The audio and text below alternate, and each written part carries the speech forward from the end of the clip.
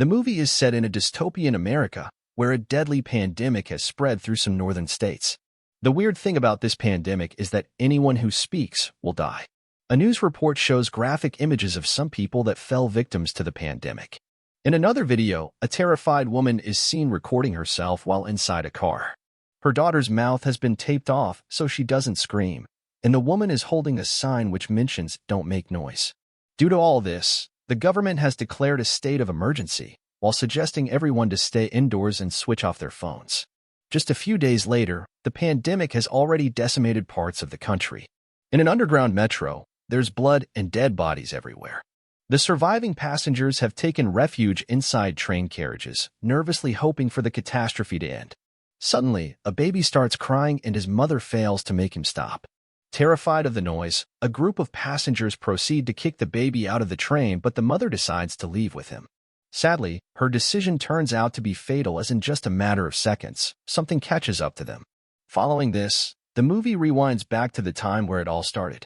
A group of archaeologists are digging through uncharted caves in Pennsylvania, 1,000 feet beneath the Appalachian Trail. They come across a massive, never-seen-before dark chamber and begin to celebrate. However, suddenly, they hear strange noises coming from inside it, and lo and behold, the researchers come under attack by unknown flying creatures who instantly kill them and fly out of the mine. The movie then cuts to a high school in Montclair, New Jersey. A deaf teenager named Ally Andrews is waiting for a bus when she realizes that a bunch of douchebags are mocking her for being deaf. She ignores them and decides to walk back home. Ally lost her hearing ability in a car accident 3 years ago. She also lost her paternal grandparents in the crash. She communicates with others through sign language, lip reading, and speaking. Meanwhile, a guy named Rob shows up and offers to walk her home. They both have a major crush on each other, but always fall short of admitting it. At work, Ally's father, Hugh, gets a call from his wife, Kelly, who informs him that their daughter was again bullied at school. This upsets him, but there's not much he can do about it. Ever since Ally lost her hearing ability, Hugh and Kelly have become very protective of their daughter and often have fights about it. Ally lives with her parents, brother, Jude, and terminally ill maternal grandmother Lynn. The Andrews family also have a pet dog, Otis. At night, Rob sends Ally a fascinating video of a colony of what looks like bats flying somewhere at 3 a.m. Kelly wakes Ally up and asks her to come downstairs. She notices that her entire family is in the living room, glued to the TV, looking worried. All windows are closed and the fireplace has been covered by plastic. The TV is reporting that several U.S. cities are under attack by an unknown species of pterosaur-like creature, referred to as vesps. They were unleashed onto humanity when some researchers blasted through the ancient rockfall that was sealed off for millions of years. The creatures can kill a human in a matter of seconds and use noise to locate their prey. Because of this, the U.S. government has declared a state of emergency and asked people to stay indoors and quiet. As everyone watches the news in horror, Ally suggests that they head to the countryside, as it is quieter and safer. Hugh agrees, and everyone starts packing their belongings. One of Hugh's friends, Glenn, also joins them, and together, they set out for the countryside. Later, Ally and her family stop at a gas station to refuel their cars. She uses the opportunity to take Otis out to pee while Hugh tries to keep his son Jude entertained. Suddenly, he hears Ally screaming and quickly runs to her. A man has held her at gunpoint and is demanding keys to Hugh's car. Hugh proceeds to comply, but Glenn shows up to his rescue and shoots the robber in the foot. Terrified, the Andrews take the man's gun and drive away, leaving the robber to be killed by the creatures. However, before they could get far, the group comes across a massive traffic jam that's blocking all the interstate highways. Glenn proposes an alternative, and they go off-road. While driving through the countryside, Glenn suddenly comes across a herd of fleeing deers. He quickly swerves his car in order to avoid a crash, but ends up tumbling down the embankment. The Andrews immediately go to check on him and find him alive. Sadly, he is trapped inside the car. The family tries everything to save Glenn, including using a nut wrench to open the door and calling 911, but nothing works.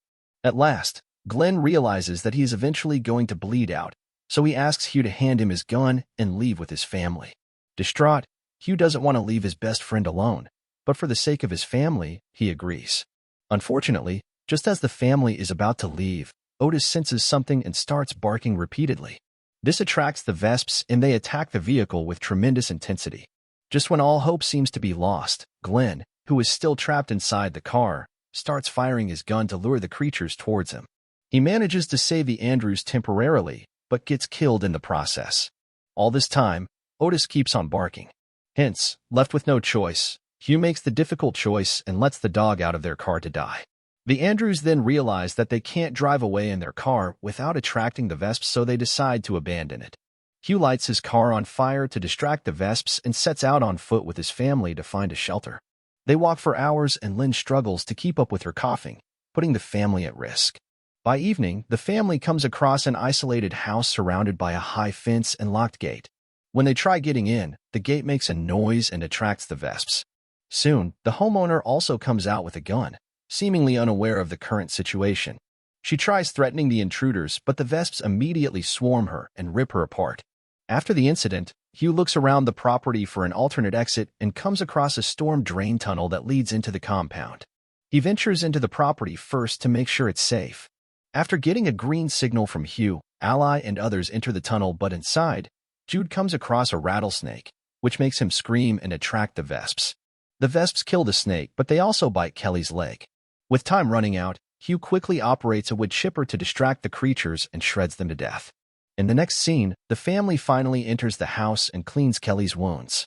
Before going to bed, Ally contacts Rob and finds out that his parents have been killed by the creatures. Worried, she asks him to get out of the city, but before Rob can respond, the call disconnects. Meanwhile, amidst all the chaos and despair, a religious cult is on the rise that is seeking new recruits and killing non-believers. The next day, Lynn again examines Kelly's wounds and learns that it is infected. Realizing that the wound is going to continue to spread without antibiotics, Hugh heads out to find a medical store with Ally. After walking silently for an hour, they come across a deserted city and look for a medical store. Ultimately, they find one, but it is dark, deserted, and stinking of rotten flesh. As Hugh collects the medicine, Ally notices Vesp eggs growing inside the human corpses lying around the store. She inadvertently makes some noise and alerts the creatures. Now, the duo is stuck inside the store with several Vesps. Fortunately, Hugh thinks of a plan. He silently lights a mop on fire and activates the fire alarm. The noise from the fire alarm and water sprinkler distract the creatures, and the father-daughter duo manages to escape unharmed. Outside, they are approached by a reverend, who seems to have cut his tongue. It turns out, he is the leader of the cult that's going around recruiting people and killing the non-believers. The Reverend asks them to join his flock, but Hugh refuses and walks away. They manage to safely return home with antibiotics and Kelly begins to recover. The next day, Ally approaches Hugh and informs him that she watched the news at night, which stated that the Vesps can't stand intense cold weather. Hence, people above the Arctic Circle are surviving. She also tells him about regions called the Gray. These are places where electricity has gone out and people are being cut off from the world when the battery of their phones and computers are dying. It is almost as if the Dark Ages have arrived again. Later that day, the Reverend and his cult members show up at Hugh's hideout. He again asks Hugh to join their cult, but again gets turned down. As Hugh proceeds to go back inside, the Reverend stops him and writes him a creepy note, saying the girl is fertile. Hugh looks them up and down and goes back inside. The Reverend and his cult members assume Hugh is going to fetch his fertile daughter for them, but he returns with a damn rifle instead. However, the lunatics are unfazed as they know Hugh won't shoot them, which would create a loud noise and jeopardize his family. Despite this, Hugh takes the safety of the rifle off and the cult members finally go away. Later that evening, Ally gets a message from Rob. He tells her that he is headed north of the country to the refuge. It is a place where all the people can be safe from the creatures. But before Ally gets to ask him more about it, she loses her phone signal. At midnight, Hugh and Kelly wake up to noises coming from outside. He grabs his rifle and checks the main door while Kelly wakes Lynn and Jude up. Hugh doesn't see anyone on the door. However, when Jude checks the door, he notices a little girl his age standing outside. The girl looks afraid, so Kelly decides to let her in. Worried, the Andrews family provides her with a warm blanket and asks her how she got here, but the little girl does not respond. Just then, Kelly notices some scars on the girl's jaw, and Hugh inspects her mouth. Lo and behold, the girl doesn't have a tongue. She is a member of the Reverend's cult and most likely sent by him. The Andrews family have been set up. They check her waist and realize that she has been strapped with multiple mobile phones. Meanwhile, Ally wakes up in her room and notices a phone taped to a cross on her window. The phone alarm suddenly starts to go off and attracts the creatures, freaking Ally out. The phone strapped to the little girl also start to go off, and the family scrambles to take them off. Hugh dumps the phones in water while Ally runs into the living room. As everything is happening, the creatures start breaking their windows. Hugh and Jude try to keep the Vesps out while Ally and others go into the basement to hide. Unfortunately, masked cult members had been waiting for Ally, and they grab her from the basement. Kelly attacks the men, but they kick her into the wall, knocking her down. The men carry Ally out, and the little girl also goes with them. Enraged, Lynn leaves the safety of the house and follows the men outside. She grabs two of the three men and signals Ally to flee. The girl obliges, and as soon as she reaches a bit far, Lynn, who is still holding the cult members, starts screaming at the top of her lungs. This eventually attracts the Vesps, and they rip the three humans to shreds. The rest of the family also comes outside, but all they can do is watch in horror. Just then, the Reverend shows up and abducts Ally. Before leaving, he even taunts Hugh to stay silent. However, taking advantage of the rain, Hugh, Kelly, and Jude quietly follow them and launch a surprise attack. An enraged Hugh strangles the cult leader with the rifle, but the Reverend stabs him with a knife in the waist. However, Hugh summons all his strength and again gets back up. He uses his late best friend, Glenn's classic head, and knocks the cult leader down as Kelly takes the other cult members out. She then helps her husband by taking the knife out of his waist. The Reverend attempts to get up, but Hugh again gets on his case. This time, he hammers the cult leader to death with the rifle. After the encounter, the Andrew family return home while the tongueless girl walks away with her mother. Following this, the movie fast-forwards by a few weeks, where the family is seen trekking across the country. They finally arrive at the safe haven that is the refuge. In the final scene, Ally and Rob are hunting Vesps in the forest. The movie ends as Ally wonders whether the Vesps will adapt to the cold and if the humans will adapt to the life of silence, like she did when she lost her hearing. The end.